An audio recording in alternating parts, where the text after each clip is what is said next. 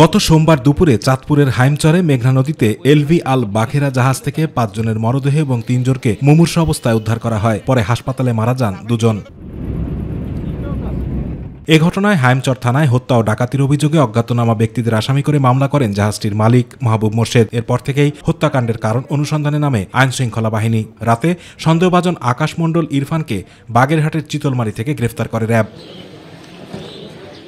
দুপুরে কুমিল্লা র্যাব ১১-তে ব্রিফিংয়ে উপ অধিনায়ক মেজর সাকিব হোসেন জানান, জবানবন্দিতে ইরফান জানিয়েছে বেতন ভাতা নিয়ে জাহাজের মাস্টারের সাথে দ্বন্দ্বের জেরেই এই হত্যাকাণ্ড ঘটায় সে। মূল ক্ষোভ ছিল মূলত মাস্টারের ওপর, এবং মাস্টারের উপর এই ক্ষোভ থেকেই তিনি পূর্ব পরিকল্পনা করে মাস্টারকে হত্যা করে পরবর্তীতে সে পলায়নের পথ বেছে নেওয়ার উদ্দেশ্যে যখন গমন করবে, তখন তার কাছে মনে হয় জাহাজের অন্যান্য সদস্যরা তার ব্যাপারে তথ্য দিলে সে পুনরায় ধৃত হতে পারে। র্যাব জানায়, মাস্টারকে খুনের পর ধরা পড়ে যাওয়ার ভয় একে একে বাকি সদস্যদের কুপিয়ে হত্যা করে সে। বেঁচে থাকা জুয়েলকেও হত্যার চেষ্টা চালায়, তবে ভাগ্যক্রমে বেঁচে যায় সে।